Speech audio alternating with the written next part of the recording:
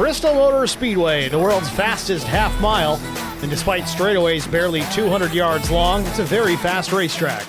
The secret is in the variable banking in the 300-yard corners. You may not have much room to accelerate off one corner before shutting down to the next. But with steep banking, up to 30 degrees, there's not much loss of speed when you get there. And all the concrete racing surface provides great traction. With 153,000 seats arrayed in grandstands all the way around the racing surface, Bristol looks more like a football stadium on steroids than a typical racetrack. Veteran drivers have described racing in this East Tennessee Speed Emporium as the equivalent of flying a fighter plane in a gymnasium. So it's not surprising that every NASCAR Cup Series race draws a massive crowd. Still, the best seat in the house is the one behind the wheel. It's sure not a relaxing one, with laps ticking by at less than 15 seconds. And the compact nature of the track means there's infield pits on both the front and back straightaways, so drivers have that added complication to deal with. Open for competition in 1961, Bristol Motor Speedway has had a number of remodels over the years, several owners as well. It's been under its current owner, Speedway Motorsports, that Bristol Motor Speedway has enjoyed its greatest period of growth. Tonight, it's the Spark Truck Series Tennessee 150, and it's next on HBR TV.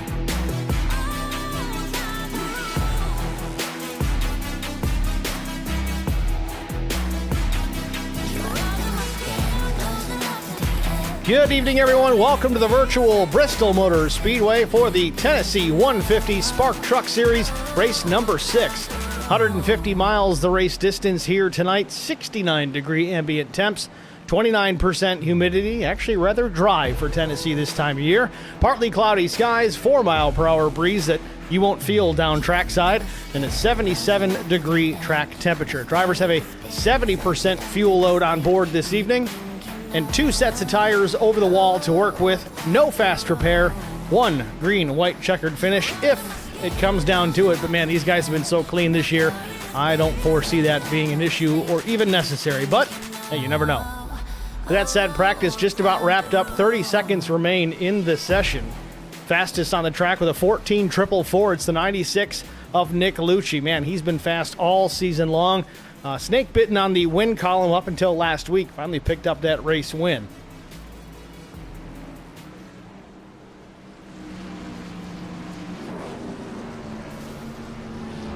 Less than 10 seconds on the clock before we see the black and red flag on the session. We'll get right into qualifying immediately after.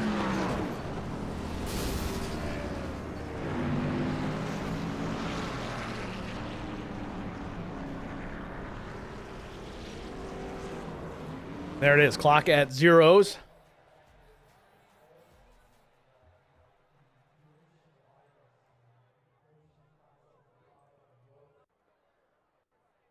And the session officially begins for qualifying. We'll see who takes to the track first. Looks like Justin Wilson first to pull out of pit lane.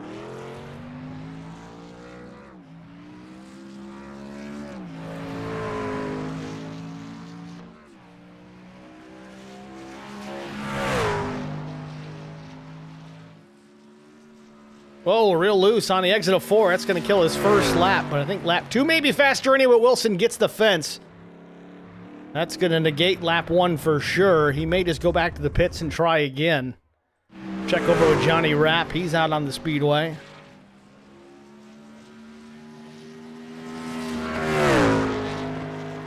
Oh, Johnny way up the racetrack. And the line he's running, you think there's still dirt on this place. Rapp out of turn 4. 14.566. We're going to reload the overlay here. A little issue with the timing tower. There it is. Rapp, provisional pole sitter for the time being. Off turn 4. Does he improve? Good looking laps. 14.552. Slight pickup for Rapp. He sits top of the board. Matt Karakoff is 71 his first trip around. Picks up a 7.08. Slight pickup, but man, consistency is key. Wilson finishes up 14.46, puts it top of the board on his first lap. Remember, he crashed that first attempt. Guys are getting it done here. Pat Colby, the number 9 on the track.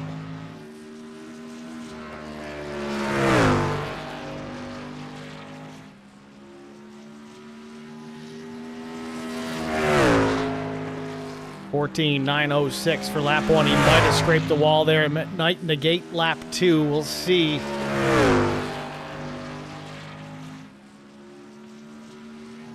Colby gets the fence. I don't know if that's going to register an official time, and it does not. Colby looking at P7 for the time being. Play Sampson in the number 87. A 74 his first lap. Good enough for P5. Might have scraped the wall there, too. Oh, and he throws it all the way off turn 4. Spins the truck out, hits the inside pit wall. That's going to do it for Sampson. Still a good first lap. Wes Pistol, a 15.218.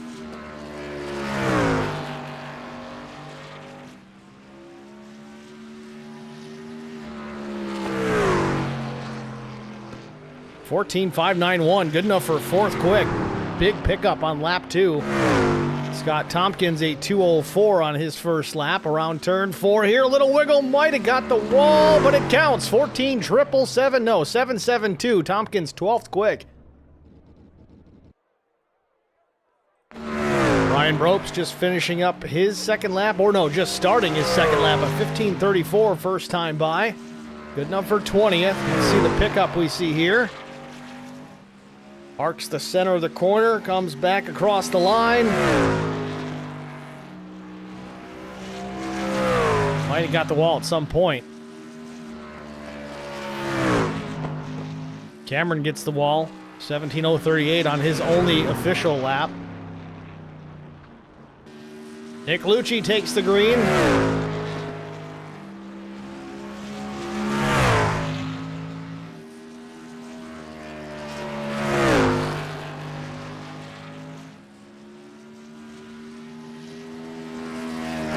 Across the stripe. 14.616 P5 lap 1. Oh, loses it out of turn 2. That's going to be all she wrote for qualifying. Monster hit into turn 3. Good thing it's just a simulator, folks.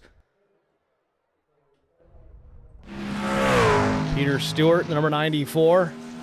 I'm thinking about breakfast every time I see this truck. Takes me back to the good old days. I think we had Cinnamon Toast Crunch rolls, though. We just had OG Cinnamon Toast Crunch. Was it Cinnamon Toast Crunch? Now I can't even remember. Either way, good lap for Stewart. 20th quick, 14.938. Handful of drivers yet to take a time. Paul Thomas, Chase Berry, Nick Saroff, Nate Gentry, Zach Mitchell, Jay Heisman, Larry Poling. Steve Loving, 14.74. His only timed lap. First one invalidated. He's going to stay out there and turn some extra laps, I think, just to get some additional practice in. Granted, they do have a 5-minute warm-up that's going to commence here momentarily. This qualifying officially does close.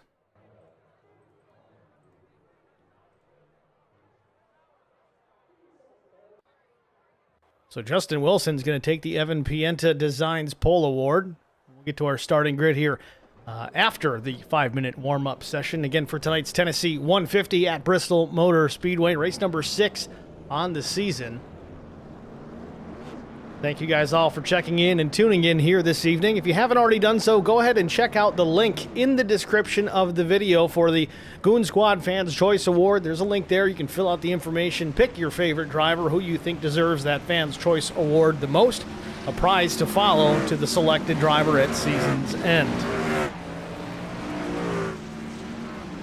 Additionally, let's get into the point standings. After race number 5, coming into Bristol, Nick Lucci on top of the board, then Justin Wilson, Chris Smith, Johnny Rapp, Hunter Geohogan, hopefully I said that right, Chase Berry, Rye Jones, Pat Colby, Dylan LeBeau, Brandon Ayers. Top 10 drivers in the current points standings. With that said, though, we're going to jump out here, get a quick break out of the way before we get to our starting grid. Stay with us. We'll be back after this.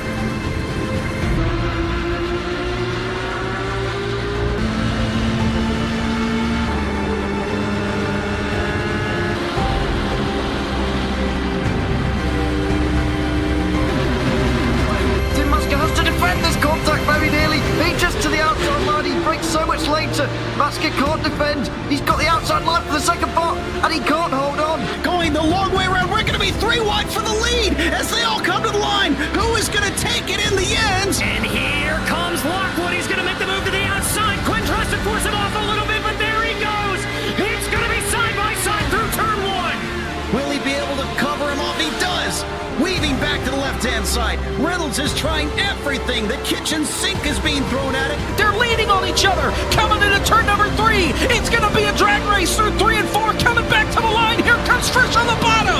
Bouchard's going to hold the inside. Tries to be the late breaker here. They're going to be side by side through the final chicane. They bang doors, but keep it clean. As they're still 4 wide on the run down into the back straightaway. Demerit's looking for a line as well. What is going on in Michigan? Novak into the fence. They're still beating and banging. Oh, and to the line. He is much faster coming through there. Is there damage on Challenger? Abromaitis is ahead. There's going to be a race to the line. Who is going to get it?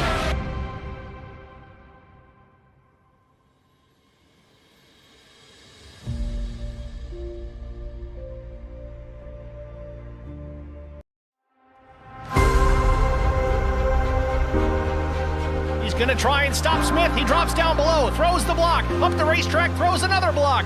McCann goes to the outside, 3 wide for the race lead in the win here in Daytona. Crosses the stripe and we're all reckoning. Brian McCann takes the checkered flag. Blaze has newer tires, 6 laps newer to be specific. Into 3 and 4 for the final time. He makes some contact with Zach Millett. Millett drops it back to the bottom. Off of turn number 4 for the final time. Zach Millett's gonna win through the trial for the final time. And oh, they're wrecking. Big trouble. Vincent Short sneaks through, and I think Short's gonna win this. He does. Vincent Short wins.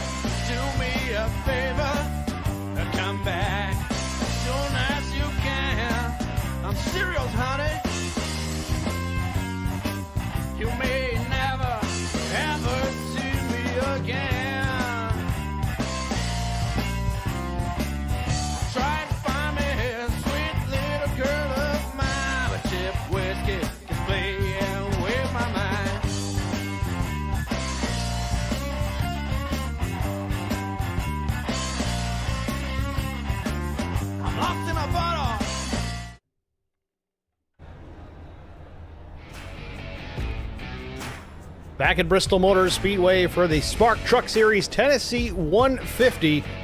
Getting ready to start racing here tonight. Before we can do that, though, let's get to our starting grid. On the pole position with a lap time of 14.466 seconds from Payday Racing, it's the 58 of Justin Wilson. Outside front row, it's the number 28 machine. Missed it by 38 thousandths of a second, it's Chris Smith. Row number 2, it's Johnny Rapp with Wes Pistole to the right elbow. Row 3, last week's winner Nick Lucci and Dylan LeBeau. Row 4, Evan Pienta, the number 55, and Robert Brobst in the 5. Row 5 is the number 88 of James Danforth and Matt Kerkhoff. Starting 11th, Brandon Ayers. Steve Loving will start from the 12th position. 13th starter, Clay Sampson. 14th goes to Josh Ward. Scott Tompkins, 15th. 16th, Chris French. 17th starter is William Lyman. Scotty Sobzak, 18th. 19th, Pat Colby. Peter Stewart is 20th. 21st, Robert Liedl. 22nd, Shane Trotter. Jake Maki will start 23rd. 24th goes to Steve Vest. Brian Brobst in the 11th starts 25th. 26th starter is William Cameron. 27th is Jay Heisman. Chase Berry, 28th. 29th is Zachary Mitchell. Larry Poling will start 30th. Nick Saroff, 31st. Paul Thomas, 32nd. And last but not least, Dumpster Fire Racing's own, the number 2 of Nathan Gentry. Shotgun on the field in 33rd. It's your starting grid here from Bristol Motor Speedway as we work our second of 2 pace laps. Be green flag racing here momentarily.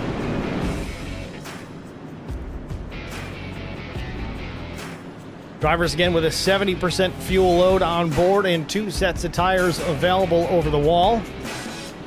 150 lap race distance this evening, 75 miles. These guys run a nice clean race. It's going to tick by in a hurry, but again, it is Bristol Motor Speedway. It's what the fighter pilots in the gymnasium. Green. Either way, green flag in the air, it waves it just like that. We're underway from Bristol.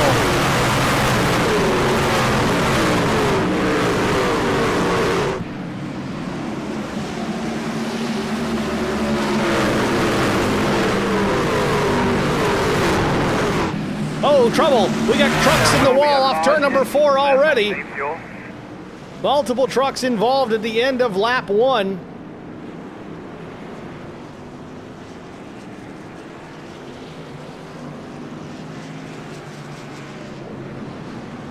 Didn't take long. Multiple drivers involved. Of course, we just taken the green flag.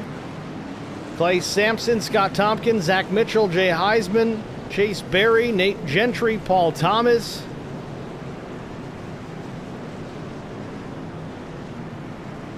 Let's try and get a look at it.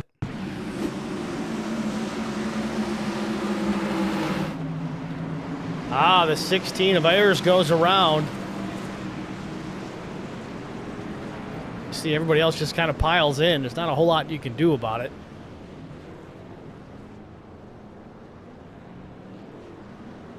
Let's try and get a better look. See, the 16's already sideways. We'll rewind this a bit, see if we can get a look as to how this one happened. No contact initiated by anybody here. 16 just loses the back end of the truck. Again, low tire pressures, low tire temperatures. Certainly the risk that you run. 16 gets to the bottom of the racetrack and it immediately steps out. Don't know if he's carrying a little too much rear brake for this early on in the run, but nevertheless, 87 gets into him. The 27 just drives himself up into the fence trying to avoid, but it wouldn't have made a difference. Ayers was coming up anyway.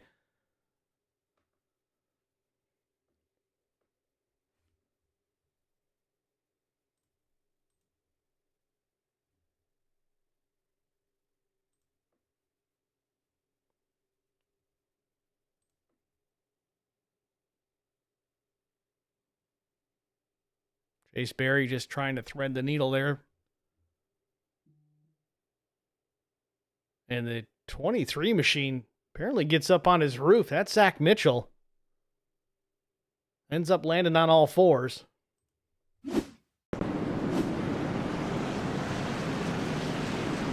So we'll give it another go.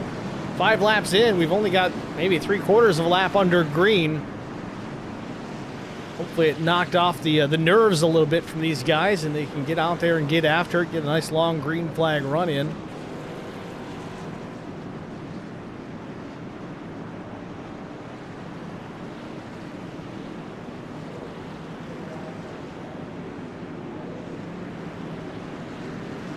Green. And the green is back out. Wilson's up to speed, so is the rest of the field. Nick Lucci there in the second position.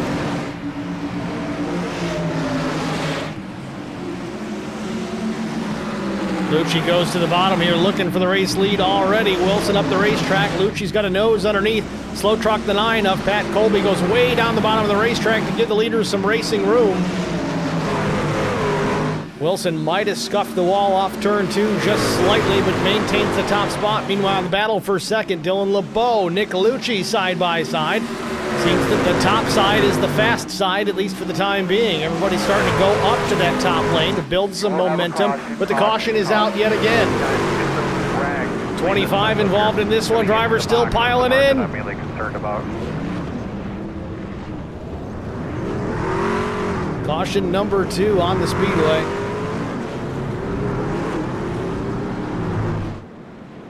Scott Tompkins immediately exits to the pit lane. See if we can get a better look at this.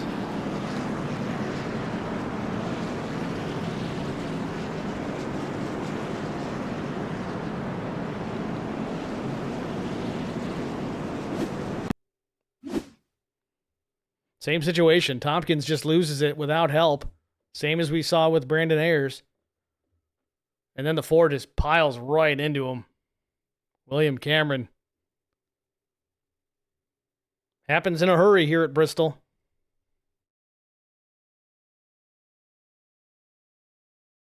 Some pretty significant net code there, too. I want to back this up. Watch the 2 truck. It behaves as if it gets rear-ended, but you see there's multiple feet between him and the truck behind. Watch the 2, the Bush light truck. There it is. There's almost a full truck length between the 2. And mind you, we did just have an iRacing update today. A pretty significant one, something along the lines of 13, 14 gig of new data to the service. Don't know if that affects that or not. That's typically more related to packet loss and connections to the servers, whether it's at your end or the server's end in relationship to everybody else. But that was the biggest bit of netcode I think I've ever seen.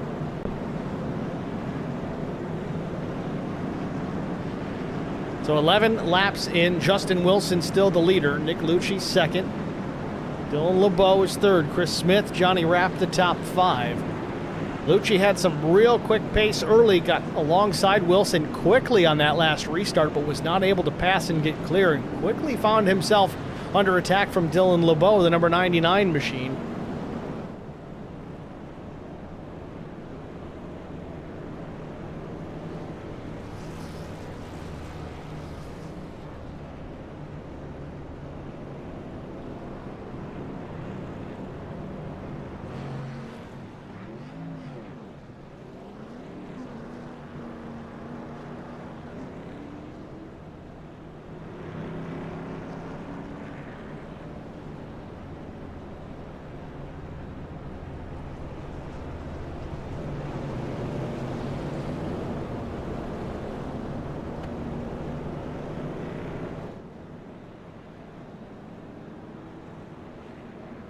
Field still pacing behind the pace car, expecting the 1 to go this time. There it is. Lights are out on the iRacing.com pace car. Lap 14 will be back racing.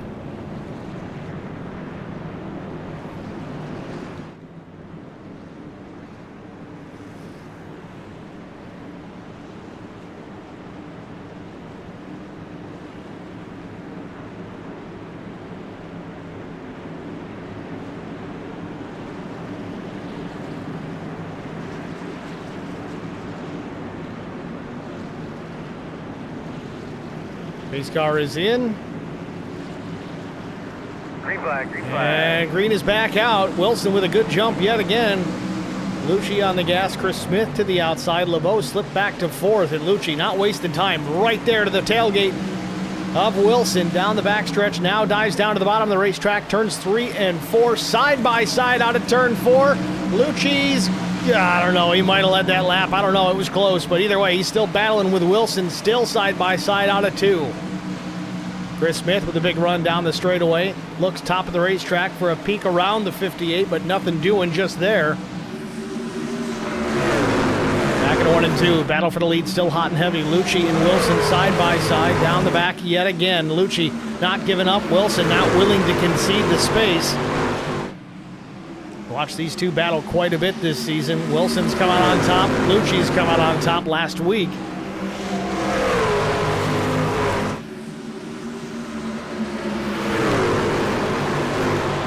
Great battle here at the front of the field. 3rd and 4th starting to settle in just a bit. The rest of the field doing the same. Already some distance from front to back.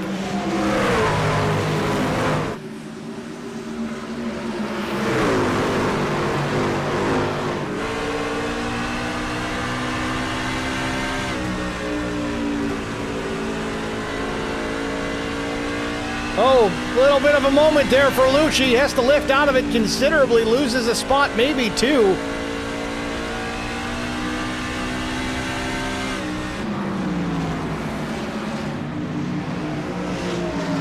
Lucci goes from battling from the race lead to 4th, and the caution is back out. Big time trouble here on the front stretch. Yet again, the 2, the 87 and others involved.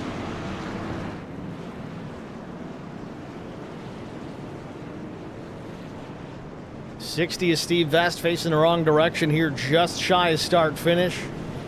May have to agonizingly wait for the rest of the field to go on by before he can get looped around, face the right direction yet again. But just like that, 21 laps in, we're under caution number 3 here at Bristol Motor Speedway.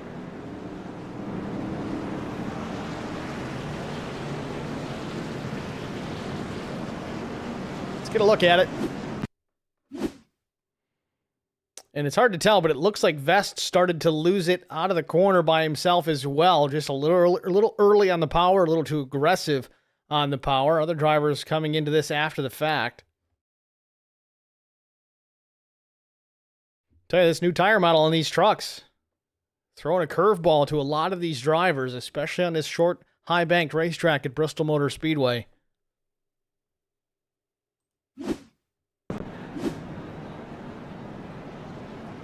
Steve gets straightened out here and back in the running. Shown 31st. He's just ahead of Justin Wilson here. I don't know if he'll get a wave around out of this or not. I would assume so.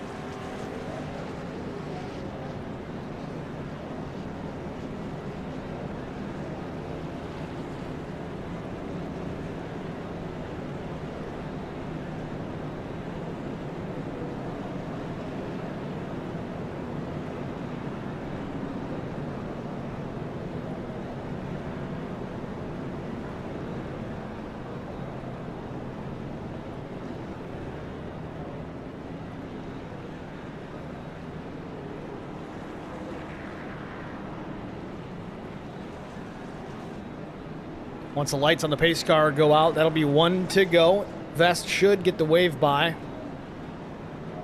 Caught up to the backside of the pack. We've got some damaged race trucks very early on in this event, and as we mentioned in the open, no fast repairs here tonight. No fast repairs for the season. Incentivizes these drivers to take care of the fenders, all 4 corners on the race trucks, but a place like this, it does prove to be difficult, even if it's not of your own doing.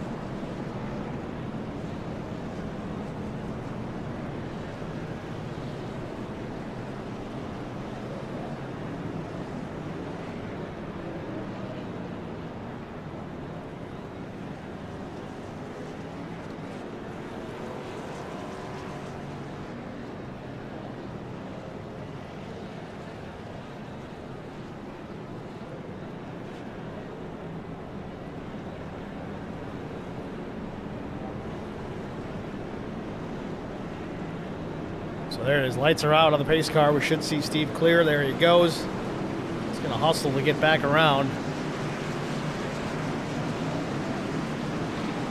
Now it's going to move the 28 of Chris Smith up into the inside front row alongside Justin Wilson. Wilson is the leader. He chooses the top lane to restart from, as it seems to be the dominant place to be. You can carry more speed. You don't have to put as much wheel into the truck to get it to turn, which is good considering how loose these trucks appear to be on exit.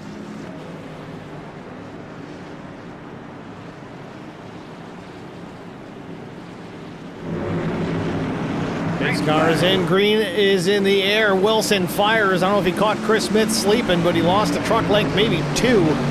Battles back on the bottom. Bit of a run out of turn number 2. It seemed to work okay for the 28, but Wilson drives away on the top.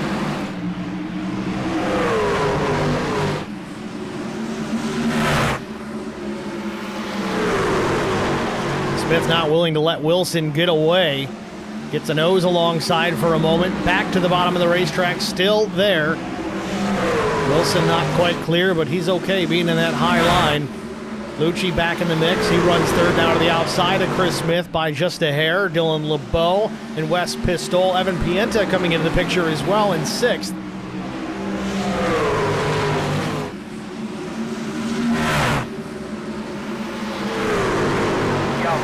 And the caution's out yet again. So what you got going on out there, bud? The 69 machine of Larry Poling in trouble. This in the middle of 3 and 4.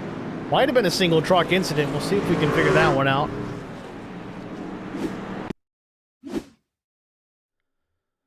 So it's the number 69 truck, the U.S. Army machine. Yeah, same thing. Just goes to the bottom of the racetrack. Oh, he had trouble up ahead.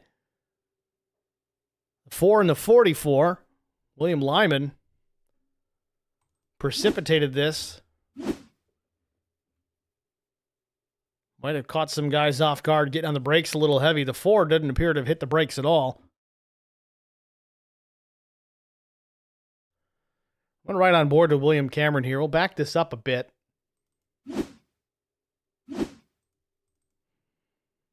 Full speed will go in car.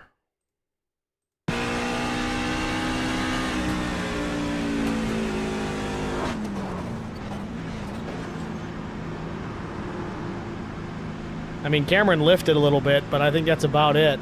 Again, getting on the brakes, it's just going to spin the truck, but I don't think he would have T-boned the 44 the way that he did. Kind of saw that in a similar instance in the previous caution.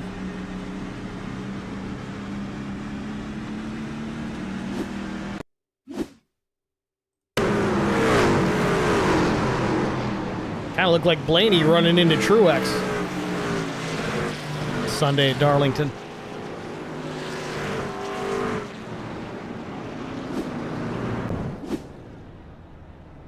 It's 32 laps in. It's been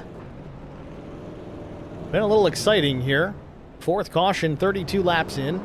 Wilson still leads. Smith second, Lucci third, LeBeau fourth, Pistol up to fifth. Seems that Wilson's the class of the field right now.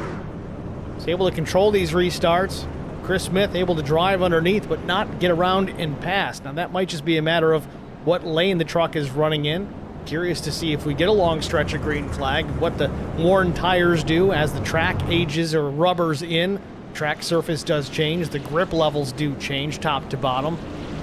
That top lane being dominant might change. It might not. Got Vince Short in the stream chat, says Team TBM in the house, Track Bar Motorsports. Going back through, we had Steph Marley saying hello, I think, with a funny face and some eyeballs. Mark Lucci. We had, let's see, Selena Universe, Cindy Smith, John Rapp at the beginning. As always, thanks for checking in, everybody. Feel free to chat it up amongst yourselves. You can even talk to me if you want. I look up at it periodically. It's a little difficult on these shorter tracks as laps click by so fast, but, well, we get a caution. I at least glance up at it and see who's partaking in the chat, saying hello.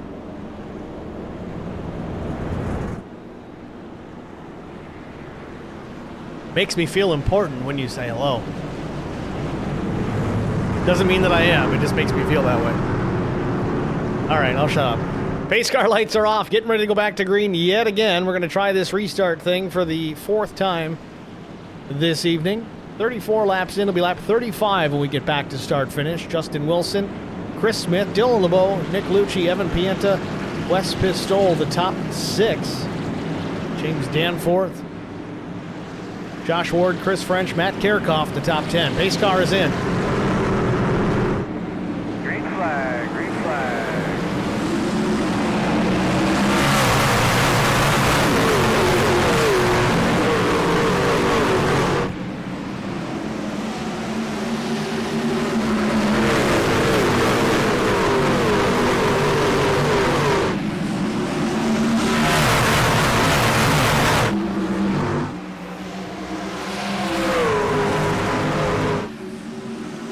Wilson maintains the top spot after the restart. Side by side for the second spot was Chris Smith and LeBeau, but LeBeau loses a little bit of the edge. He's got nowhere to go with Wilson just in front. Chris Smith still trying to get around the race leader here. No one's been able to do it to this point.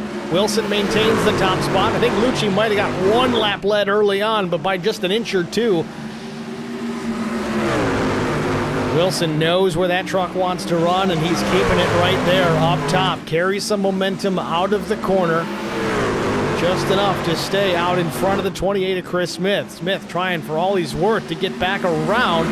Maybe lead some laps, but I think he's starting to think better of it, or is he? No, still fighting to get alongside of Justin Wilson here at Bristol.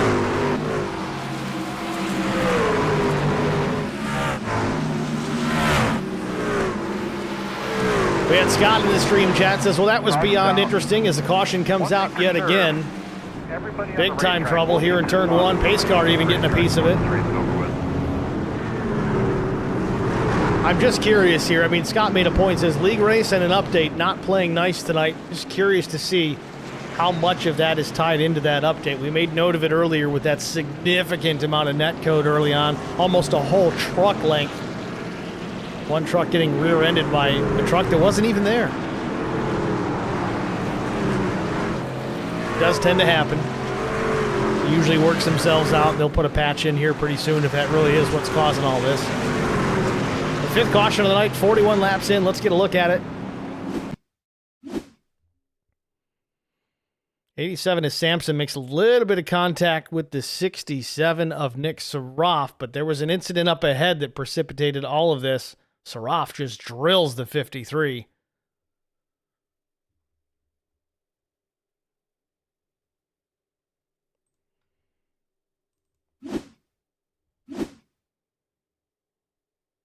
This even happens prior to the part that we just saw. Matt Kerkhoff was pretty slow out of the corner. I don't know if he had a different problem. Let's see if we can figure that out.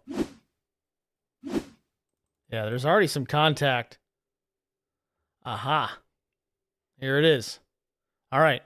So the 00, Kerkhoff. We've seen this a bunch tonight. Except Kerkhoff didn't lose it all the way around. He corrected, but overcorrected, put himself in the fence, and then the rest is history. A lot of these guys just driving into this wreck.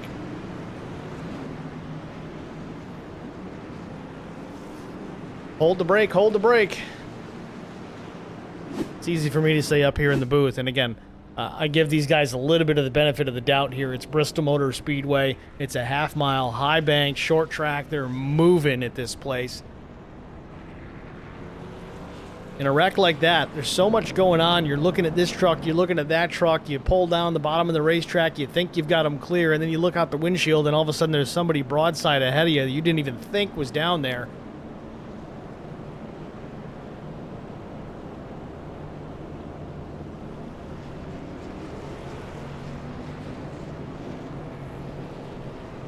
We got Ron Johns 48 says, "Holy Arca brake." Come on, boys.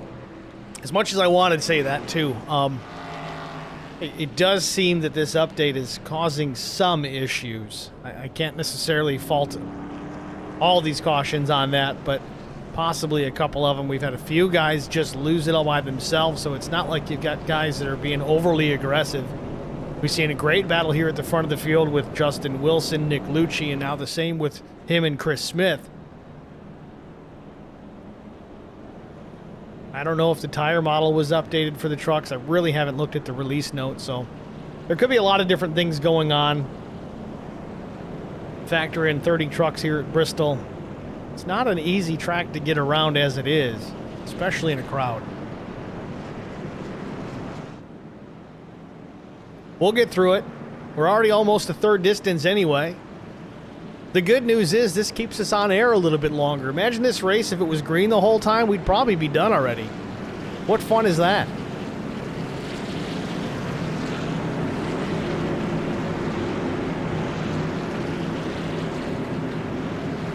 All right, pace car hits pit lane. We'll try it again.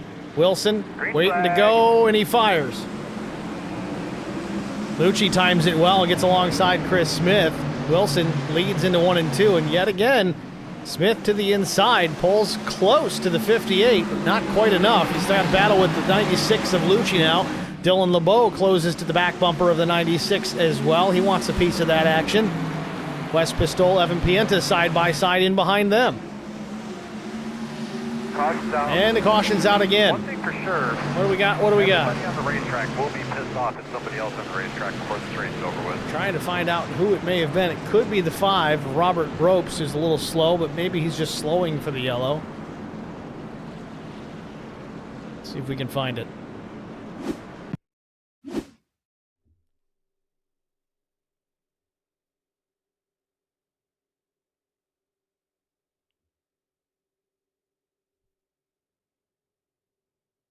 Ropes goes down to the bottom of the racetrack.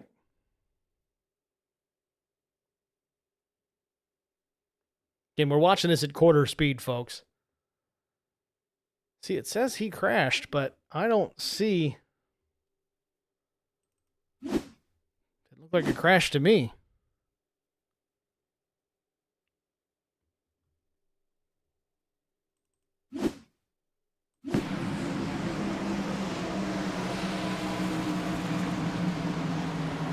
Ah, there it is. It's the other Brobst, the 11. Brian Brobst. Not a major issue there, just a quick loop around, but enough to throw the yellow. Back to the stream chat. Rye Jones here. All right, so R Jones 48, that makes sense. Sorry I can't race. I'm rebuilding my sim rig. I know what that's like. I get this nice sim rig that I almost never use unless I'm broadcasting. It says, go team payday. Hopefully Justin can pull it off today. So far, so good. Mark Lucci says, caution fest tonight. It is, but cut them some slack. First 5 races have been pretty darn good for these guys as far as cleanliness is concerned. Can't all be perfect.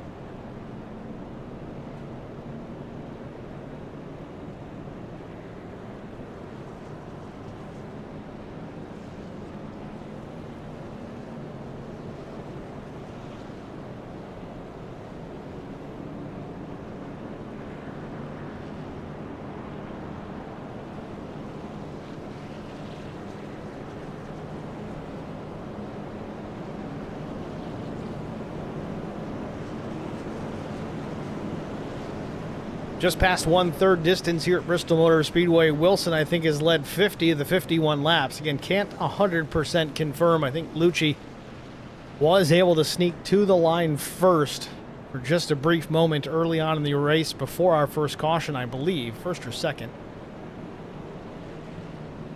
Speaking of Lucci, though, he's back up into that second spot. Lucci picking up the win last week at Chicagoland Speedway. Wilson's already got 2 on the season at Nashville and Watkins Glen. Scotty Sobczak won at Legacy, Texas, end of July. Dylan LeBeau won it at Daytona to start off the season.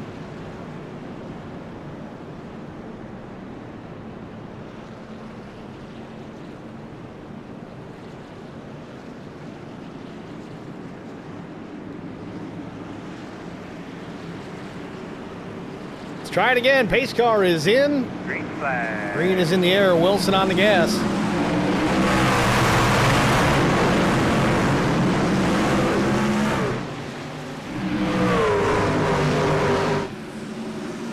LeBeau powering to the outside.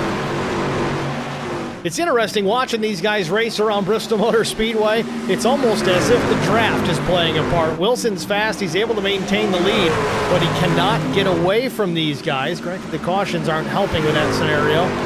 But LeBeau, who's in the 3rd position, that black number 99, not able to get by Lucci, even though he seems to be in the preferred line. Now, Dirty Air might be playing a part in that as well, and you wouldn't think that at a short track of a half mile. But with the banking here and the speeds that they're running, yes, Dirty Air will play a small part. Lucci still on the attack on the bottom side of the racetrack. Frustration level, I'm sure, starting to rise for not just Lucci, but all the drivers out there with these caution periods. But so far, this one a little bit longer already. Wilson starting to put some distance on 2nd and 3rd, but just like that, Lucci battles back the bottom side, still side by side with LeBeau. LeBeau a little out of shape, out of the corner, keeps it straight, way up the racetrack now. Lucci slide job in front of the 99, but quickly jumps back to the bottom of the racetrack.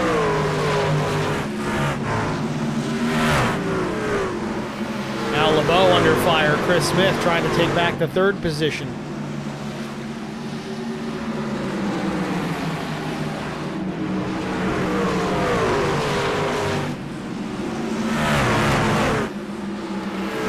Machine slow out of the corner. Everybody taking evasive action. We stay green.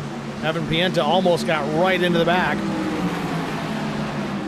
Pienta up to the 5th position now. Watches the battle just up ahead. Working his way through some traffic. One truck in the wall, and the caution is out again. How you doing in there, kids?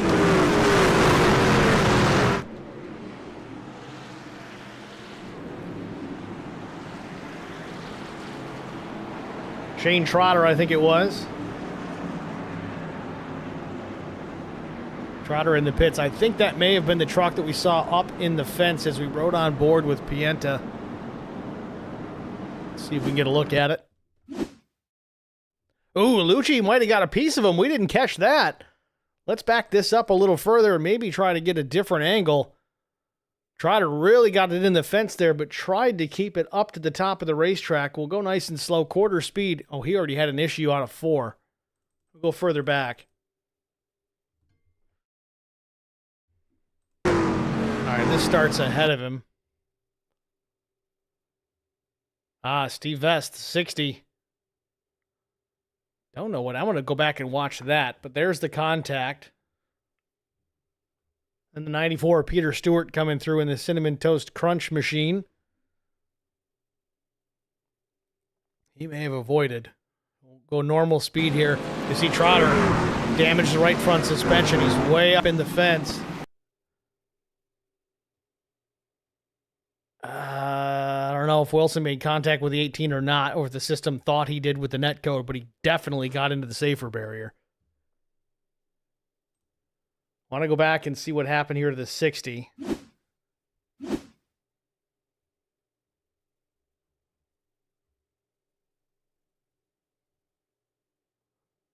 That was a lap later.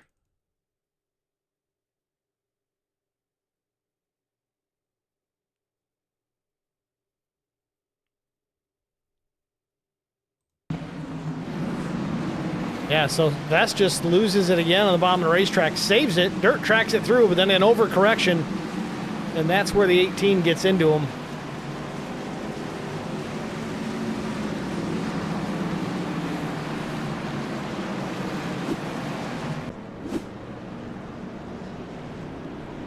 So through that exchange, Lucci takes the top spot. I think Wilson may have opted to pit. Indeed, he did, so he's going to restart back in the muck in the 19th position. Fast truck, but man, we've seen it here at the front of the field. There's plenty of fast guys in that top 5, and not a whole lot of change of position going on up there. Difficult racetrack to pass at, even when you're quick. Wilson's going to have to work through some squirrels. I'm not pointing fingers at anyone in particular, but that's the reality. You're in the deep part of the field here. Going to restart about 19th.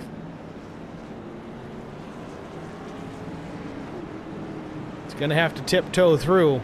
He's got work to do. My guess, though, is he did take a set of tires, which will certainly help him, but maybe not. They haven't had a whole lot of laps under green to burn those tires up. Certainly not a lot of heat to worry about. Back on the front row, though, it's Nick Lucci in the preferred lane up top. First opportunity he's had to restart this race as the control car, or truck for that matter. Dylan LeBeau to the inside, Evan Pienta, Chris Smith, Josh Ward, Wes Pistol, the top 6 trucks as we're ready to go back to green here. Lap 67. Green.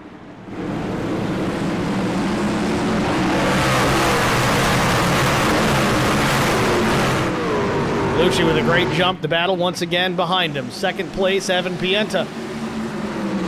One truck slow on the bottom of the racetrack. Pienta alongside Lucci. Out of turn number 4. Back to start finish. And the caution's out again. The 87 of Clay Sampson with some more damage on his number 87 machine. Clear on track right after that caution fell.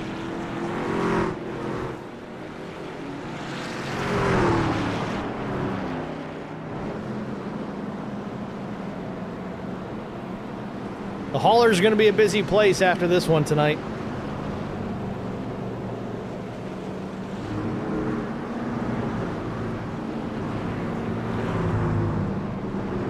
Now, I have not had an opportunity to drive these trucks really at all since not this update, but even the previous update. So it's been a little while. But I have heard they're a bit of a handful compared to how they used to drive. Let's get a look, see what happened here to Clay Sampson. He's been in a bunch of these tonight. Pat Colby slips up in front of him. Sampson probably hard on the brakes, sends the truck around sideways. Dirt tracks it through pit entry.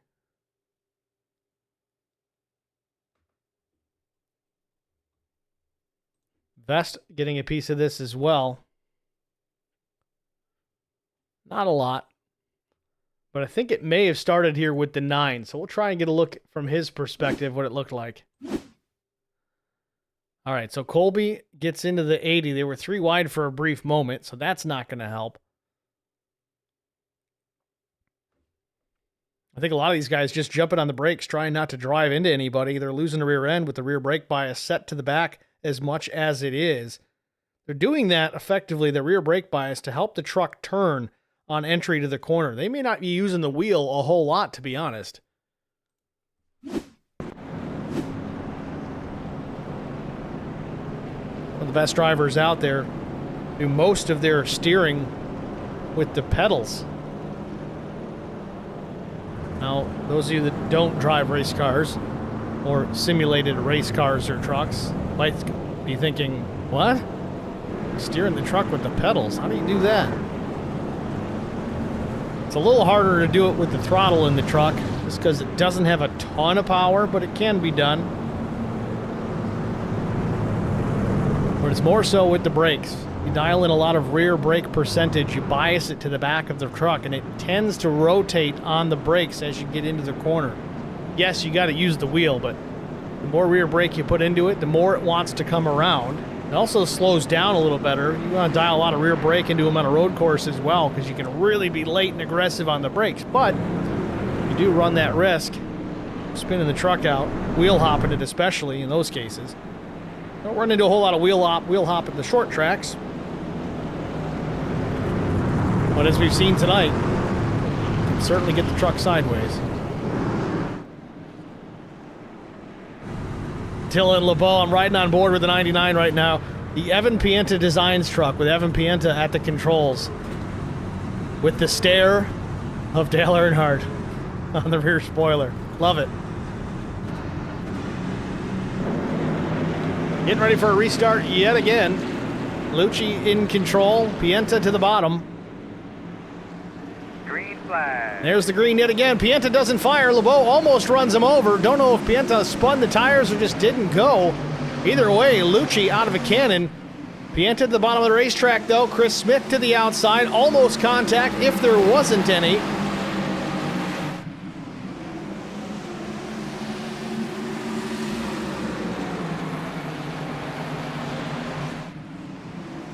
Lucci able to use as much racetrack as he wants for the time being. Chris Smith now looking to the high side, might try to sneak his nose alongside and prevent him from doing it, but a big run out of 4. Chris Smith nowhere to go with it.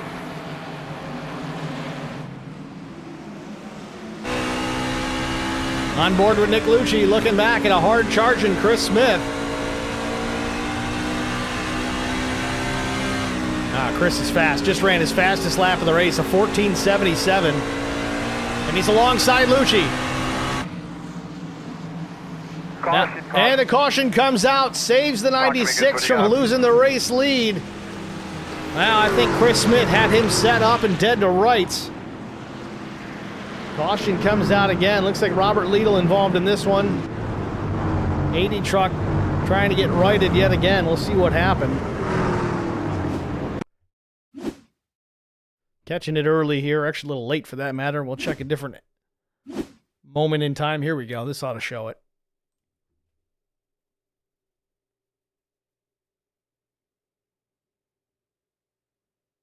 A little bit of contact with the 42.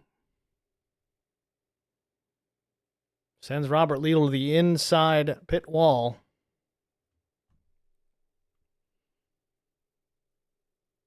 Puts us under caution yet again. Multiple drivers on pit lane. Justin Wilson, one of them. He's going to bolt some tires on. He's been lucky to avoid being involved in either of these two incidents after he came to pit lane. Remember, he was almost, well, I guess you could say he was involved in that caution a couple of cautions ago. Almost clipped the 18 in the corner, but eventually sent him up into the outside wall.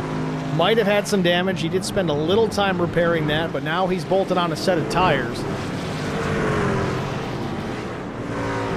Got Triple D Bruin.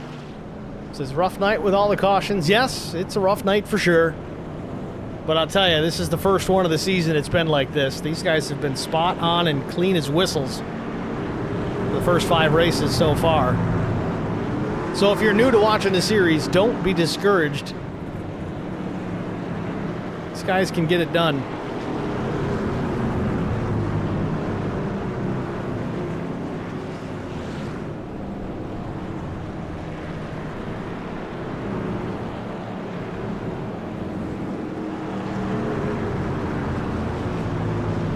So Lucci stays out on the track, so does the rest of the top 6. So it's Lucci, Chris Smith, Evan Pienta, Dylan LeBeau, Wes Pistole, and James Danforth, the top 6.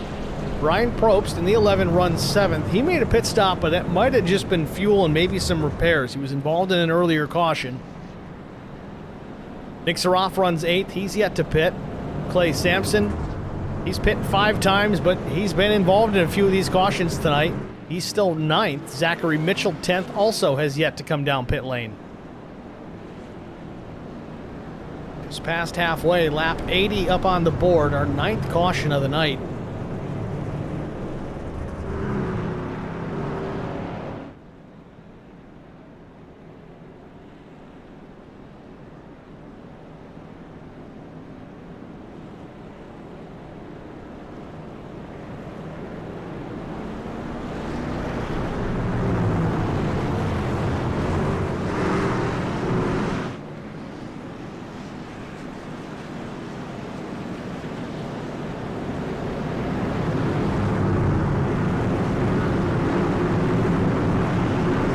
Pace car lights have gone out.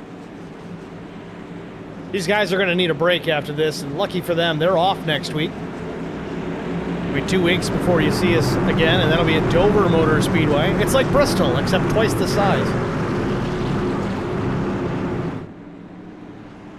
Ready, green, green, green. Green back in the air, Lucci on the gas. Up the racetrack right off the bat before start finish. I don't know if that's a rule here in this league.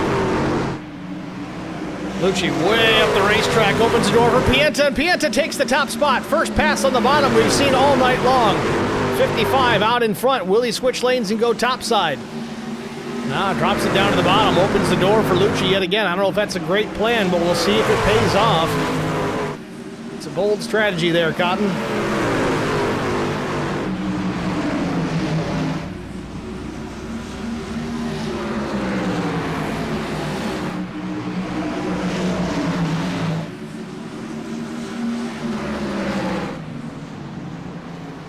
Lucci and Chris Smith battling out for the second spot. Pienta maintains the race lead. Smith back to the bottom, and the caution is out again. Be ready with, there you go, be ready with that brake clean and stuff, guys. Your blower, they're going to drop down some oil. Clay Sampson having a rough night. That's all there is to it. You know, the whole, sometimes you're the windshield, sometimes you're the bug. I think Clay's the bug tonight. See what happened to the 87. Looks like he's in the wall here on entry to 1. Pulls it back down.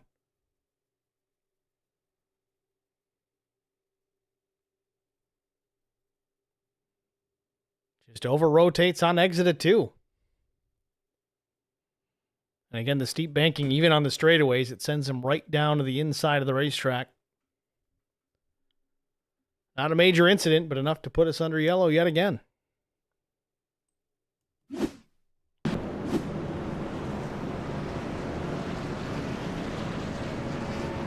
And through that, we got pit stops.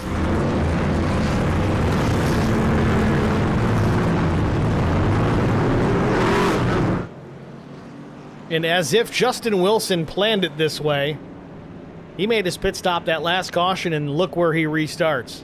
The race leader yet again. The pole sitter back to the front after fixing the truck, then putting some fresh rubber on. And then the leaders that were out and ahead of him making their pit stop this time under our 10th caution of the night.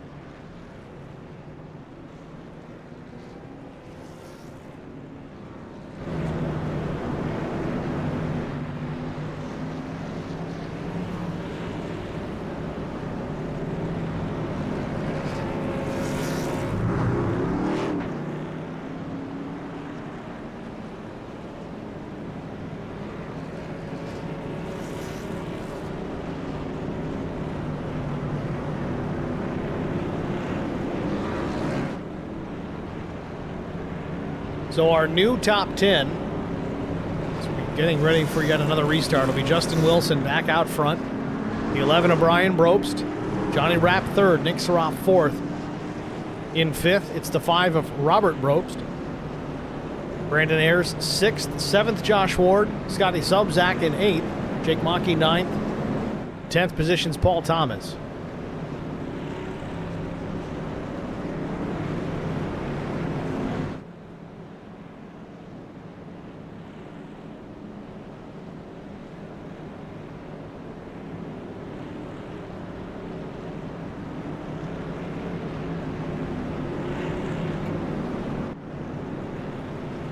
Robert Liedl still limping around, some damage on that truck. Clay Sampson, the 87, also some damage on his machine still. Not throwing in the towel, though. Got to give him that.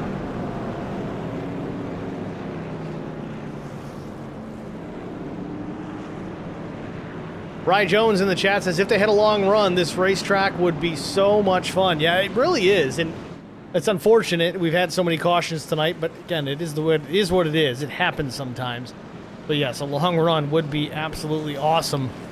If we could get 15, 20, 25 laps strung together for a while, let these guys get spread out, let them get into a rhythm, into a groove. Ifs and buts. There's always Dover. Green flag. Green flag back in the air. Wilson on the gas. Brobst doesn't fire. Back into turns 1 and 2. Brian Brobst in the second spot. Johnny Rapp third. The 67 and Nick Saroff in the 4th position. Saroff was in a pretty hard impact earlier on, and the caution's out again. Trouble in turn 4. Evan Pienta involved with Dylan LeBeau. Difficult official this week. Two of our front runners from earlier on. Pienta was leading prior to the last caution.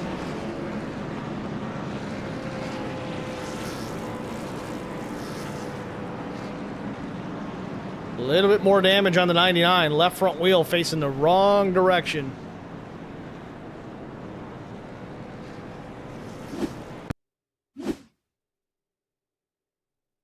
Now, does this start up ahead? It may.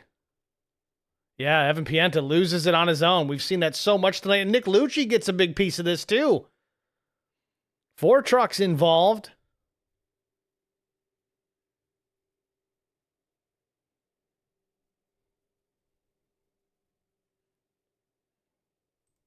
It just goes to show that no one is immune to this. Pienta was leading this race. Was the only driver to make a pass on the bottom of the racetrack so far tonight. Then the caution comes out, he pits. And then spins out by himself. Nick Lucci, who's been lightning fast tonight, he gets collected. Dylan LeBeau has been fast, he gets collected. As well as the 42 of Paul Thomas.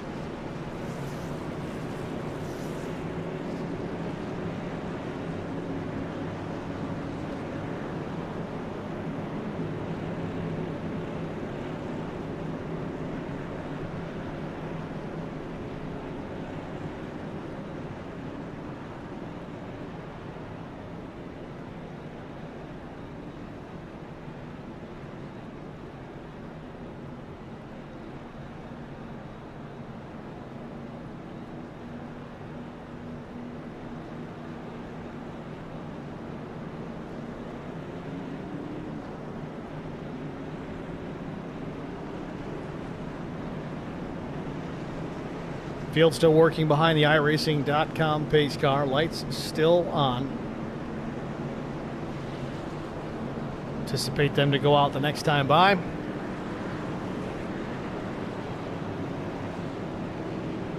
So while we got a chance, we'll talk to the stream chat yet again. We got Dover in a couple of weeks. It's going to be, I think it's the 18th. Yeah, September 18th, Dover Motor Speedway. 125 laps at Dover. They're going to be getting it there. But how do we feel that one's going to go? A little better than this?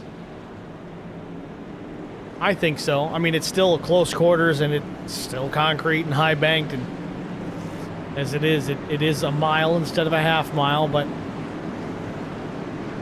higher speed, more downforce. Maybe they'll be better. I don't know. It's hard to say. Again, this race and its issues might have more to do with the update than anything else.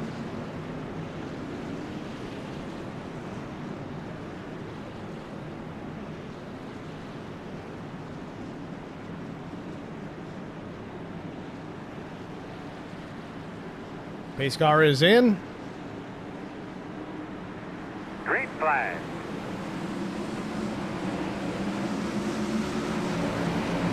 Wilson leads him into one. Brope still second. Johnny Rapp third. Everybody getting singled out pretty quickly in the top 5 with the battle with Brandon Ayers and Josh Ward. Ward, the 92 truck, top side. Caution. And the caution's out again. Caution. It's all on you, man. It's Jake all on you. Maki You make the involved. call here.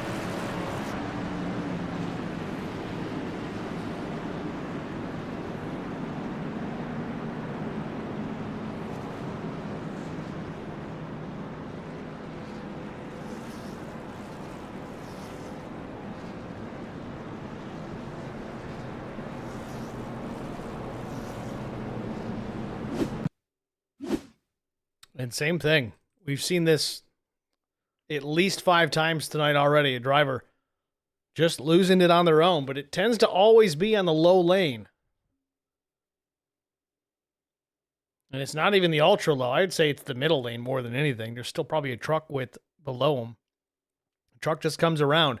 Now, a lot of this, I think, is to do with tire pressures, tire temperatures not being up.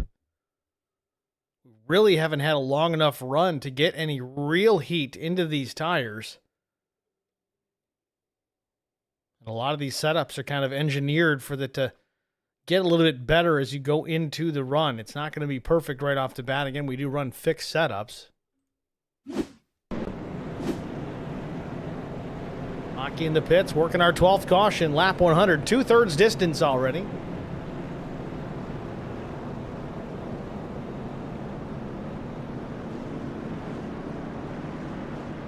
We got Triple D Bruin. Hope I'm saying that right. He says a lot of self spins tonight. Looks like the trucks don't have much grip on the bottom before the tires warm up.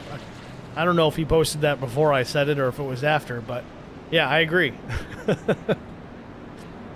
But again, I don't know if it has anything to do with the update, if there's an update to the tire model or anything to that effect. But either way, it's been a rough go for some of these guys. Justin Wilson, though, having a solid night. Even when he had some bad luck, it's turned around for him.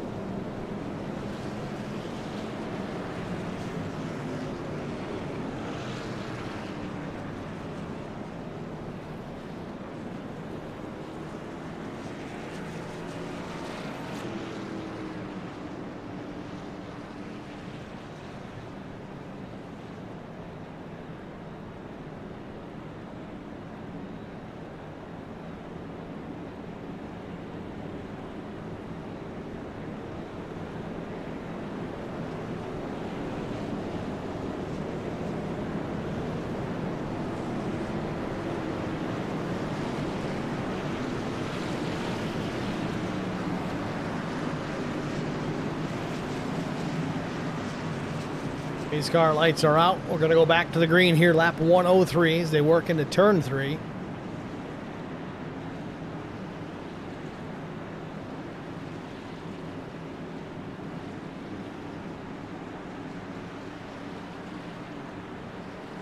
Pace car pulls off. Oh, the 11 goes first, has to check up. He might get the black for this. Wilson didn't fire.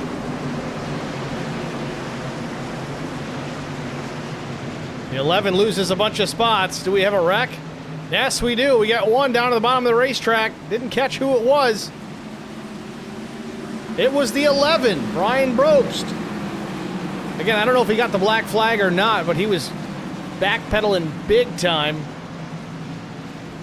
on the restart. He did jump the start, had to lift, and let Wilson go by, and there he is. Yeah, he's going to pull the pit lane here.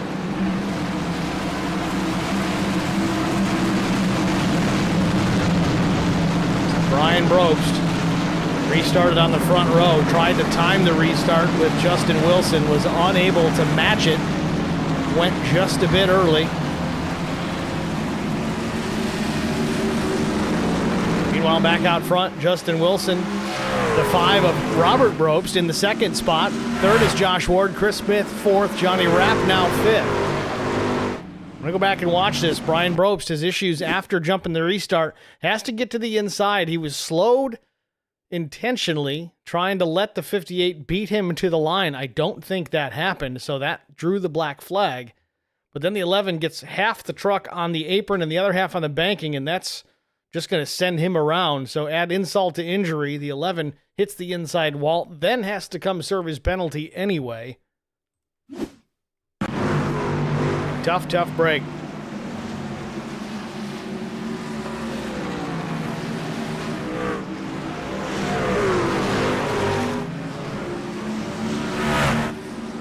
.41 laps to go. Wilson out in front. Robert Brobst, Chris Smith, Ward, and Rapp the top 5.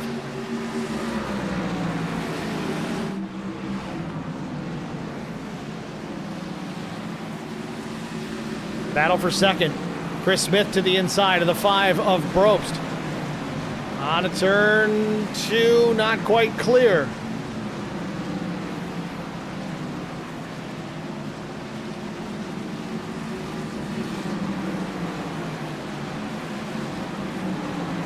Chris Smith finally gets that second spot back. Caution's out. And the caution comes out again. Big time trouble. Chase Berry in this. James Danforth as well as others. Pace car just drives right through Danforth. It's not very nice.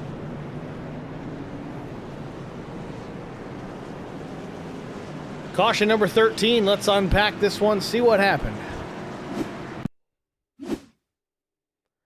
Berry, a self-spin. Almost had the truck saved, but as we've seen so common tonight, those guys that want to dirt track it through there, trying to hang on to it, I think the majority of the time, they overcorrect and go back up the racetrack into traffic, and that's exactly what we just saw happen here. Looked good for a minute, but unfortunately for the 46 and others, comes back up the racetrack.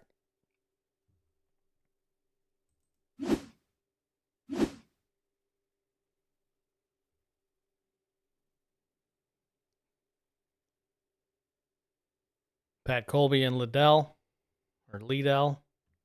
Still trying to get that one right. And he even sent me a message trying to tell me how to say it.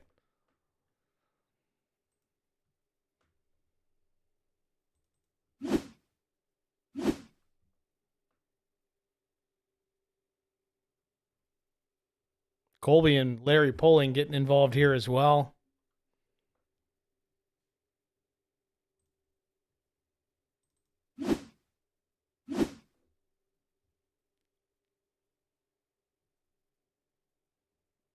Tell you, he was certainly driving it like he was on dirt.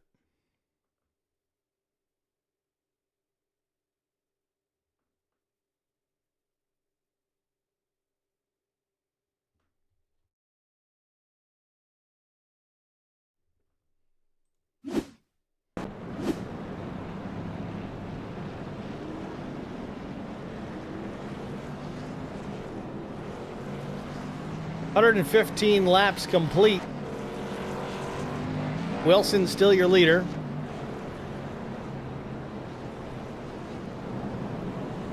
Chris Smith, Robert Brobst, Josh Ward, Johnny Rapp, the top 5.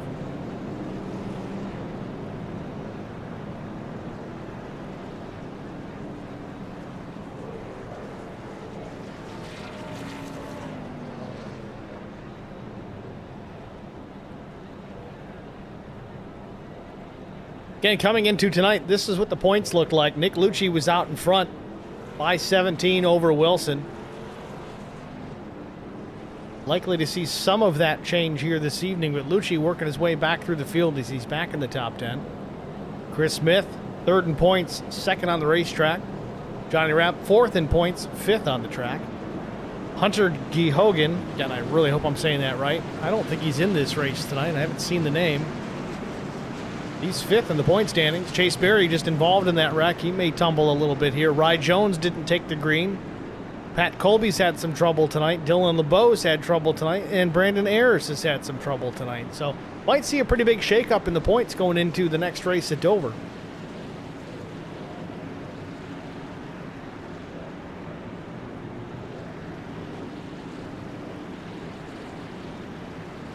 Pace car's in. Green flag. Yeah, green Wilson flag. fires first this time for sure. Chris Smith behaves himself. Truck length behind the 58 to turns 1 and 2. And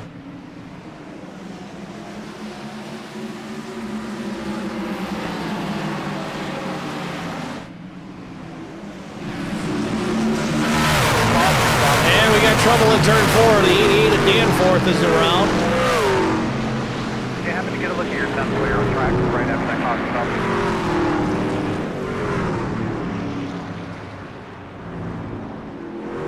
That'll be caution number 14.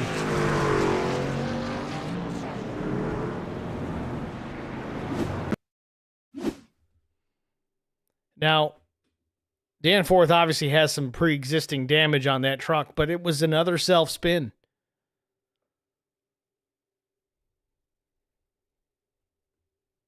Nobody collected him, but guys close enough to throw that yellow flag just in case.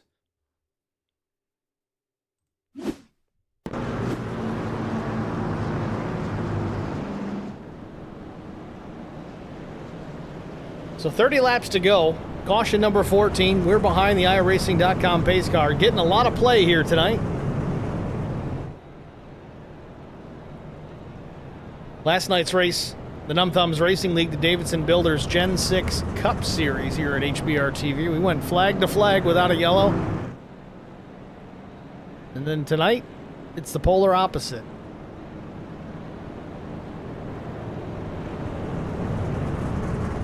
I guess you can't have the good with the bad, or you can't have the bad with the good. I don't know, either way.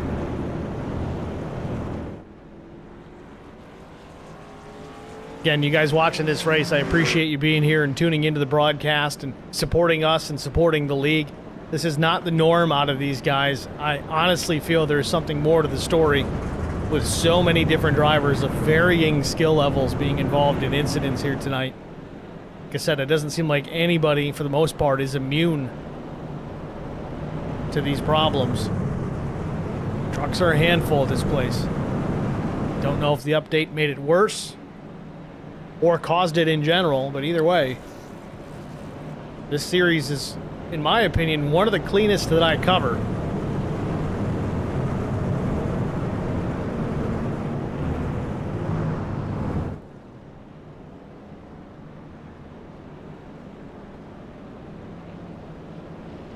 Previous 5 races were excellent.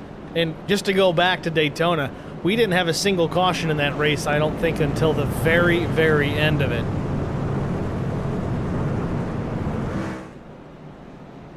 That's pretty rare.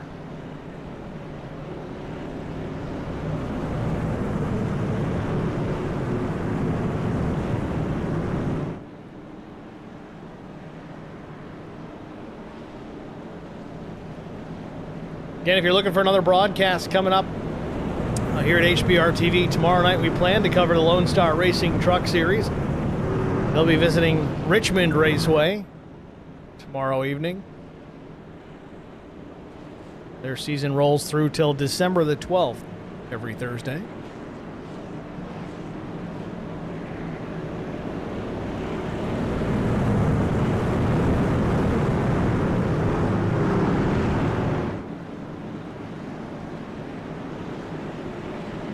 So we're doubled up yet again, ready to go back to green here with 26 laps to go when we take the green flag yet again. Wrapping up caution number 14, Justin Wilson's going to take the top lane as he has all night long.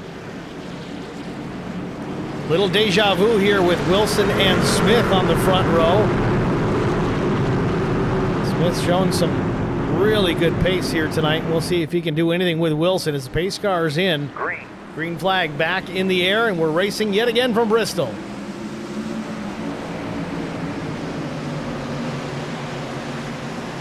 Side by side out of turn 2, Wilson with the run out of the corner. Carries it into 3. Oh, just barely clear of Smith in the middle of 3 and 4. Might have been some contact, and the caution's out again. Nick Lucci involved in this one as well. Maybe some others. Evan Pienta possibly. Yep, Evan facing the wrong direction.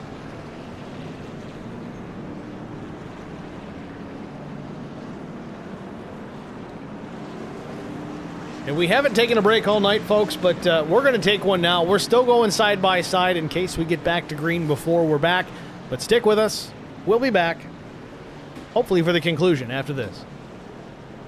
I met Marcos Garza when we were doing radiothons for St. Jude Children's Research Hospital. We needed sponsors to help us raise money, and he's always the first one to jump in. I would describe Marcos and his team as upstanding, someone you can trust, and he is just a genuine guy.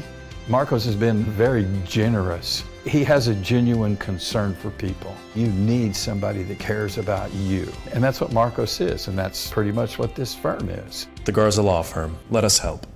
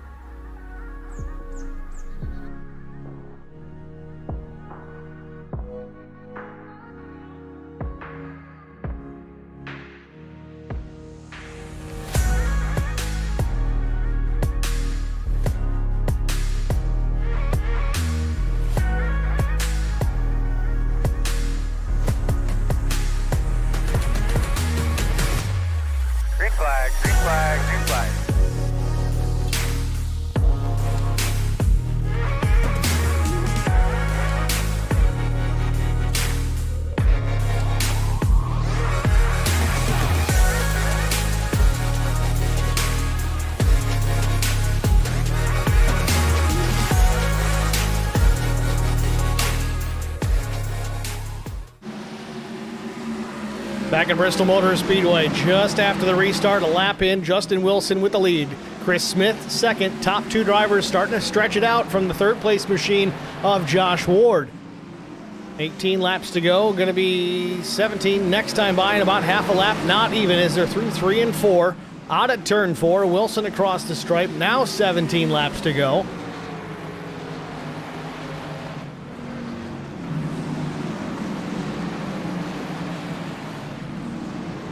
Smith trying to find a way around Wilson. Seems to have plenty of pace, but the caution is out again. Trouble in turn 3.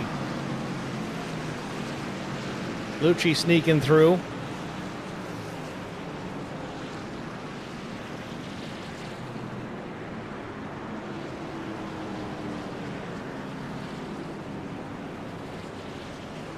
Didn't think Saraf was a part of this.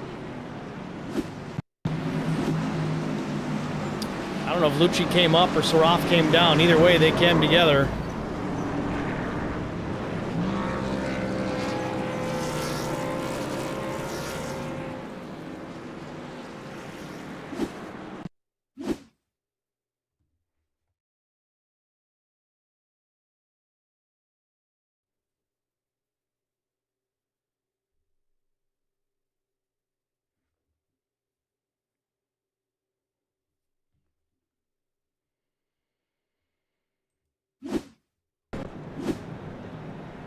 Caution number 16 here with 15 laps remaining.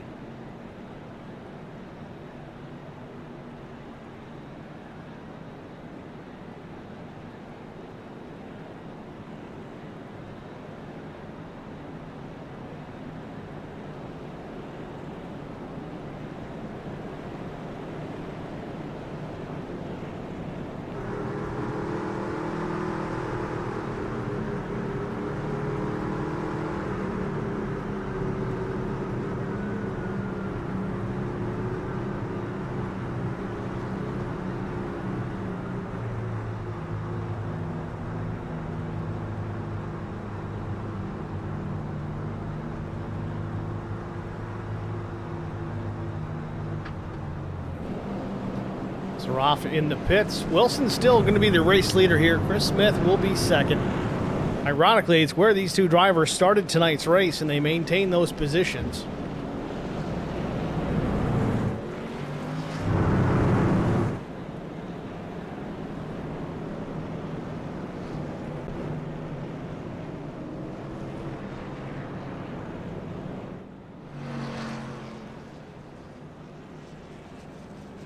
Really not a whole lot of strategy at play here tonight. Again, the caution's been pretty constant this evening. Nobody really in need of stretching the fuel or really even taking care of the tires all that much. The biggest issue has been the fact that we haven't run a ton of green flag laps consistently enough to get tire temperatures up, get tire pressures to come up, which is the ultimate recipe for the cautions breeding more cautions. Talked about it early on, how if we could just get a good, solid, long green flag run in, we'd probably be okay for a while, barring the intermittent issue here and there. Now with 11 laps to go and we get back to start-finish as the green will come out, it's just a short run to the checkered, and unfortunately, I just don't see how we're done with cautions.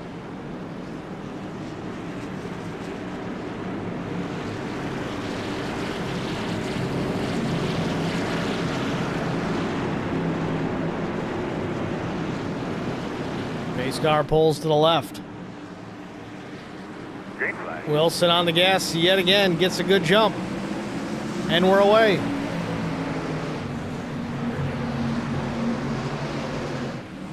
Evan Pienta, who was fast early, he runs in the 8th position after rebounding after a crash. A little loose in the middle of the corner, though. 10 laps to go.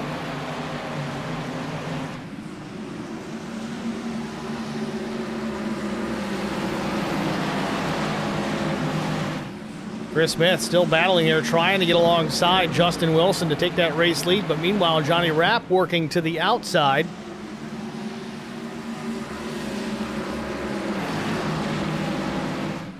Good battle for the second spot. 8 laps to go.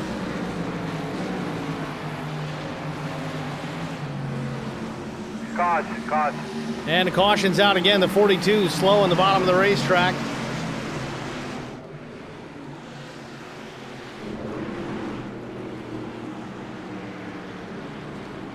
Caution number 17. Got Triple Bruin says might set the league caution record tonight. I'd be curious to know what that record is. Again, this league not known for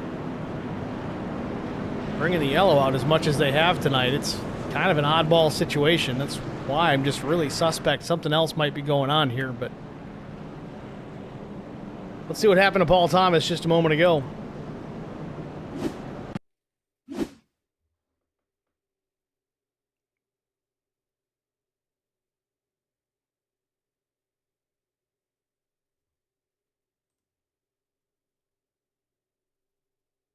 So you open the wheel up a little too early and then try to pull it back down and just spins out of turn 2.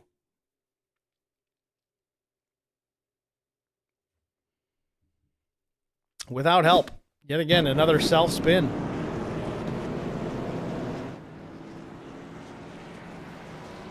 I've been looking at this truck here a couple of times tonight. And as I look closer at it, it brings me back to childhood. This is painted up, in my opinion, like the Santa Fe locomotive, the old HO scale train sets that many of us had growing up. Looks just like the locomotive. Pretty cool. It's a neat scheme.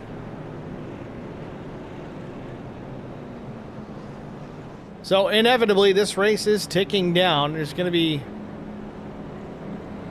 I would say, maybe 3 laps to go when we get back to green. The lights are still on, so we're going to put 4 to go when we go by this time. See if the pace car goes dark or not. Again, we do have 1 green-white checkered finish if necessary, so we may extend this. Lights are still on, so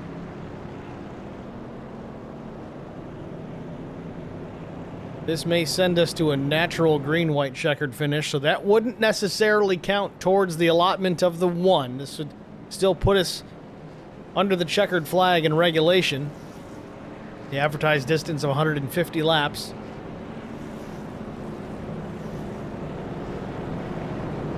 So yeah, we'll should get the 1 to go this time. That'll be 3 to go, then 2 to go for the green. So yes, natural green-white checkered setting up here.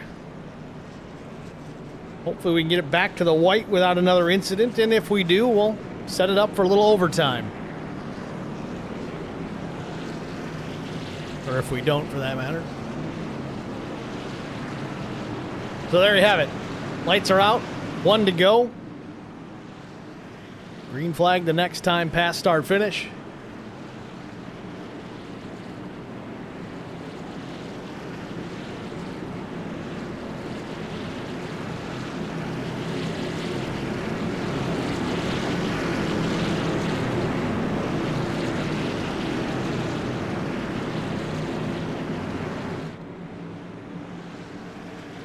Green flag. Green back in the air. Wilson fires wrap. Good time. Gets to the inside, stays to the inside through 1 and 2. Johnny Rapp, as close as he's been all race long, puts a nose out in front in turn 3, slams it sideways in the middle of the corner. He saves it out of turn 4, but Wilson retakes the top spot. Last lap, white flag in the air for Justin Wilson. A dominant performance tonight, even through all the chaos. Went from the back of the pack, back to the front of the field. Unchallenged out of turn 4, he'll take the checkered flag and win the Tennessee 150.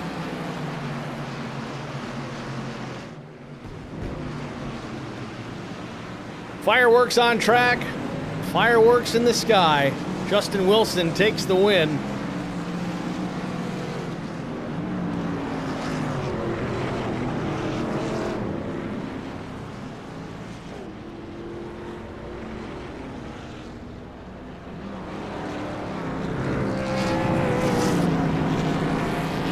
Second place was Johnny Rapp. Chris Smith came home in third.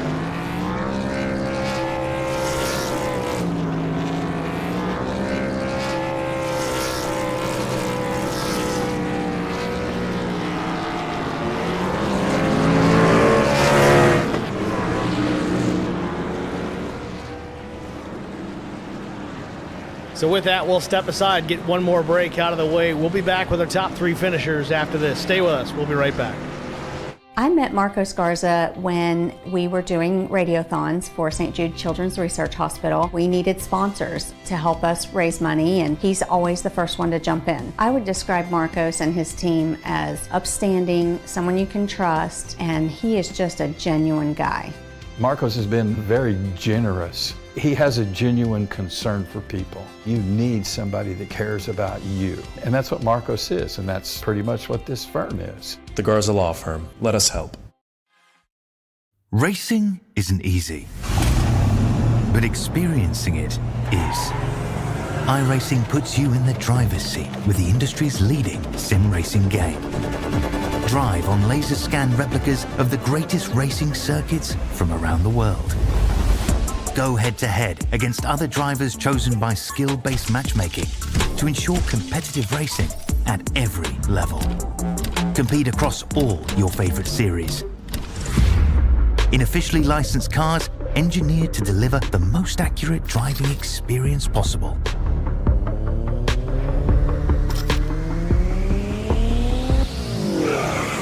Join a race or host your own with players from across the globe. Race against the computer or in a league with friends. Feel the thrill behind the wheel. Visit iRacing.com.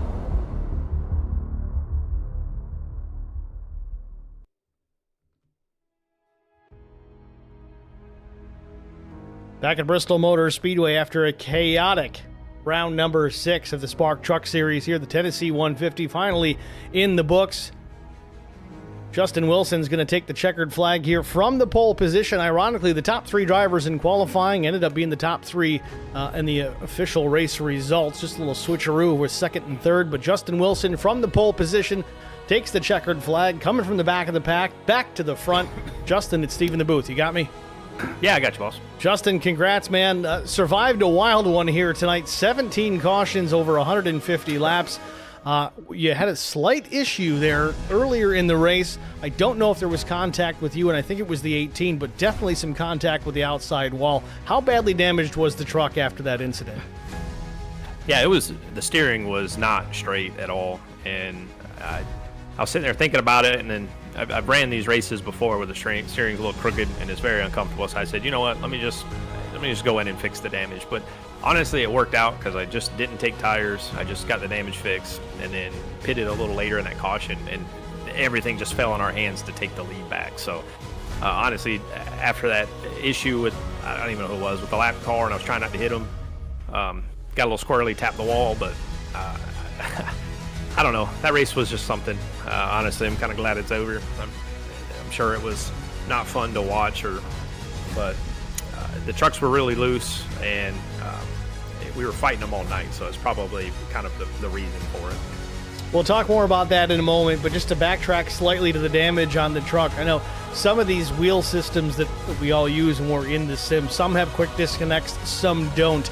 Was there any potential on your end to maybe indexing the wheel on that opportunity, or do you really have to make a pit stop and get that fixed? No, I have a logic wheel. I can't do that. No, I'm just weighed my options. I didn't feel like being the reason for a crash if I'm not able to hold on to it. I probably could have. I'm not saying I'm not, but at the same time, there was only like 15, 16 cars on the lead lap. I knew I saved my tires that entire run, so I knew I had good tires, so I knew I could make my way back up to the front slowly. So I just opted to go ahead and fix it while we were still early in the race. Well, things definitely fell your way as far as getting through the mid-pack, back up into the race lead. The caution comes out. A bunch of leaders decide to make their pit stop, just the caution after you did your pit stop for the final time, and you never looked back. Close battles there with Chris Smith and Johnny Rapp throughout this race. Johnny there at the end timed the restart pretty well, was to the inside, but you drove away. What was the key to success after that restart? Oh, just holding the top. I mean, the bottom is fast, but if you drive it in just a little too hard, the truck will snap around. And Johnny, I gotta give Johnny props. He timed me perfect. I had been changing my restart almost every other restart to try and keep everybody on their heels, but Johnny timed it perfect. And I'm not gonna lie, I was a little worried. But when we made, I think we made a little bit of contact and he got a little loose. But I mean, hell of a drive from Johnny. Well, again, a chaotic race for sure. Lots of cautions, but the green flag laps that we had were very exciting. So job well done for all you guys in that respect. We look forward to taking next week off as unfortunately I'm unavailable, so I appreciate you guys giving me the time to step away for the week to go to the Glen. But Dover Motor Speedway here in a couple of weeks, a similar racetrack in the aspects that it's high banks, it's fast, and it's concrete, but twice the size here at Bristol. You have any laps in the truck at Dover here to see if it's any similarities to the handling characteristics? No, I haven't done any laps of practice in a long time there, but Dover is one of my favorite tracks, so I am actually looking forward to it. So we'll see. It's pretty fast, pretty fun. As long as we keep it under us, it should be a good showing. Looking forward to it, Justin. Third win of the year, man. Who do you want to thank? I want to thank Dylan LeBeau. We were kind of running, shooting the crap all race. It made it interesting. Chase Berry had a hard time there with a few wrecks, but I want to thank those guys. Randy for race control, Johnny and the group for putting on the league, and you for putting on the show, man. I enjoy going back and watching these things. Well, we're glad to be here. It's been a fun season thus far. Looking forward to more. Justin, again, congratulations and good luck at Dover in a couple weeks. Yes, sir. Justin Wilson, your race winner here at Bristol. Next, we're going to talk to the runner-up, Johnny Rapp, who started in the third position, worked his way up into that second spot, almost had something for Justin Wilson there at the end, but not quite enough. P2, Johnny Rapp at Steve in the booth. You got me? Yes, sir. What's happening? Johnny, congrats, man. A second-place finish. Looks like you might have had something for Wilson there, but just not quite enough. Maybe a little contact. You saved the truck amazingly out of turn 4 there on that final restart. Walk us through the closing laps of this one.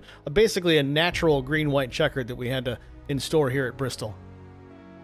Yeah, I mean, it goes back before that. I was just talking to Chris about this, but that last run, I knew there was going to be another caution, and I didn't want to be the second car in line on the bottom. I knew if I was the first car, I would at least be able to, maybe tuck in behind Justin, and because he had to be up top, early on. But yeah, man, we were driving real hard there, and I just cleared him. Then the caution came out. It's perfect timing, and and I noticed on that second last restart, Justin was going first gear. I wasn't doing that all night. And the last one I did, and man, a little bit of luck involved with that really good jump I got and being able to keep, door to door with him. But yeah, it was a lot of fun. Hey, I'll take second like that any day. Well, you timed it well. We saw early on Brian Bropst tried to time it, and he jumped a little bit early, ended up getting the penalty, had to go to the back, and unfortunately for his sake, he wrecked in the process of having to go to the back. But you timed it pretty well. First gear restart, you didn't spin the tires too bad. Sometimes it's better to be lucky than good.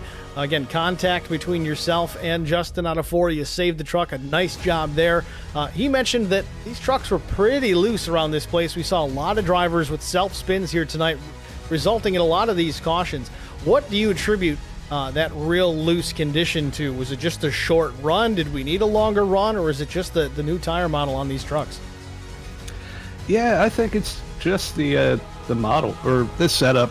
Maybe it's just the setup that they have. But it just feels like the truck isn't really in the track. Excuse me.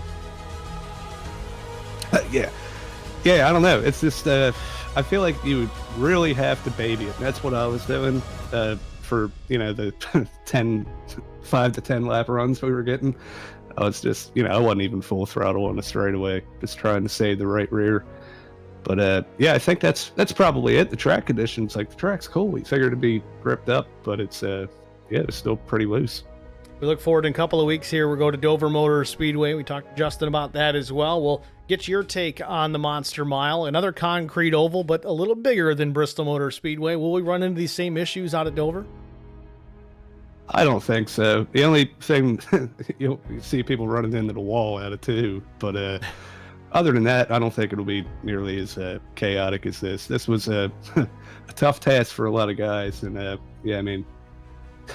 appreciate everybody sticking it out, and then everybody that made it to the end. Congrats to them. But Dover will be a whole different deal. I'm looking forward to it. Well, Johnny Rapp, a P2 finish here at Bristol. Who do you want to shout out to before I let you get out of here? Yeah, well, I know the family's out watching in the living room. My dad and Justin for taking home the win. Raced me pretty clean at the end there. It was a lot of fun. Chris for bringing in P3. Everybody that helps put this league on. Devin, Nathan, Dade, Robert, Brian, all them guys.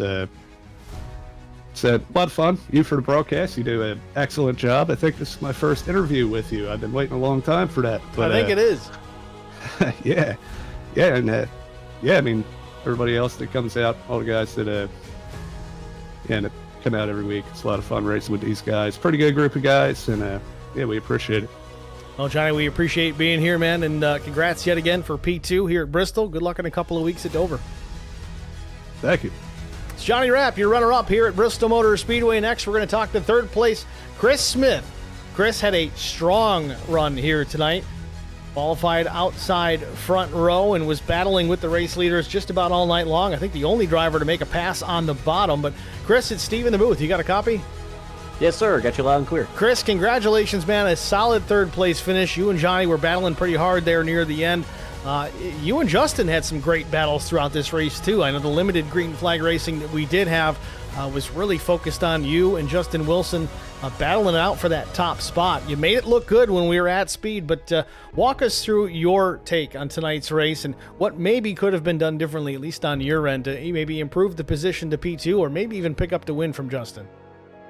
It was just really hard out there. It was really, sketchy conditions. It was, just really, the truck just didn't feel like it was into the track tonight. And, that made it really difficult to get to the inside of people and complete a pass. And, we were able to do it a couple times, but if I could get there's a few times where I would try to roll the top and get to their right rear. And if I could do that, I could have cleared them maybe and gotten around them. But Justin was really fast, and Johnny there, he was, he didn't really go until the very end, and he showed what kind of speed he had there at the end. So, I'm just happy to survive tonight, make it to the end, and if we could have gone for a little bit longer, I just wish that maybe I could have, rolled to the outside and, maybe just got to the right rear and maybe been able to clear him. But hey, can't complain about P3 at all.